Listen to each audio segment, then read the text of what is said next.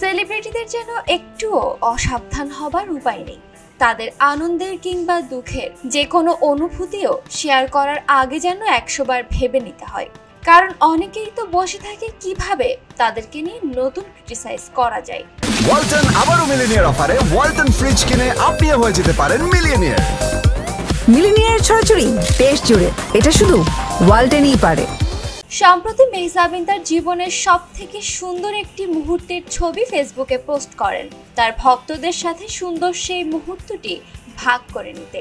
সেখানে কিছু ছবি পোস্ট করে তিনি ক্যাপশনে লিখেন, আমার জীবনের সবচেয়ে সুন্দর মুহূর্ত এবং অবিস্মরণীয় দিনের স্মৃতিচারণ। আমি আমার প্রিয় মালতী দলের সাথে আমাদের ছবির ওয়ার্ল্ড প্রিমিয়ারের জন্য মিশরে ছিলাম। আমরা পিরামিডের সামনে একটি সাধারণ ফটোশুট করার জন্য পরিকল্পনা করেছিলাম, যা আমি সব সময় স্বপ্ন দেখেছিলাম। কিন্তু আমি জানতাম না জীবনের আরো অসাধারণ কিছু পরিকল্পনা করা হয়েছিল। আমরা যখন সেখানে দাঁড়িয়েছিলাম, আইকনিক পিরামিডগুলি আমাদের পটভূমিতে রেখে সেই সরল ফটোশুটটি আমার স্বপ্নের বাইরের এক মুহূর্তে রূপান্তরিত হয়েছিল। আদনান হাঁটু গেড়ে বসে আমাকে প্রস্তাব দেয়। সেখানে থাকাটা অবাস্তব মনে হয়েছিল। মিশর এমন একটি জায়গা যা শৈশব থেকেই আমাকে তার সমৃদ্ধি, সংস্কৃতি, কালজয়ী ইতিহাস, পিরামিড এবং মমির রহস্যের সাথে মুগ্ধ করেছিল। এটি আমার বাকির তালিকার ঠিক শীর্ষে ছিল এবং তারপরে সেখানে এত বিশেষ কিছু ঘটতে দেখা, এটি ছিল জাদুকরী, অপ্রত্যাশিত এবং প্রতিটি দিক থেকে নিখুঁত।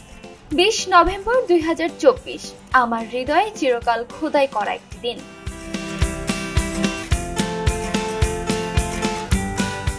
ব্যাস, তবে তাতেও যেন বিপদ, কারণ কিছু পাবলিক সেই ছবি নিয়েও শুরু করেছেন সমালোচনা। অনেকে বলছেন আপু সুন্দর হলেও আপুর হাতগুলো বুড়োর মতো, আবার কেউ বলছেন আমরাও বড় হয়ে গেলাম আর মেহজাবিনও বুড়ো হয়ে গেল। কেউ কেউ আবার বলছেন চারিদিকে এত হাহাকার, এদিকে আপনি এমন ছবি পোস্ট করছেন। তবে সমালোচনার বাইরেও প্রশংসাও করেছেন অনেকেই।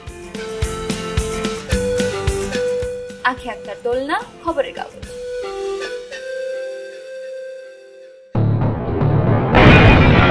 সবাই যখন জোয়ারে গা ভাসায়, কেউ কেউ শির দাঁড়া সোজা করে ঘুরে দাঁড়ায়। সময় যেখানে প্রতিনিয়ত হার মেনে নিতে শেখায়, কেউ কেউ চ্যালেঞ্জ ছুড়ে দেয়।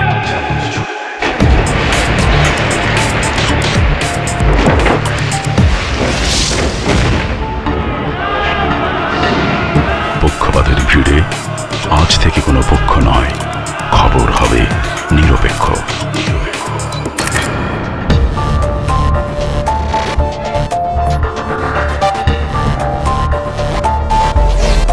বানোয়াট তথ্যবাদ, খবর হবে নিখাত। ভেঙে গুজবের শিক, খবর হবে নির্ভীক। মুক্ত চিন্তার স্বাধীন দৈনিক খবরের কাগজ। এখন খবর হবে নিখাত, নির্ভীক, নিরপেক্ষ।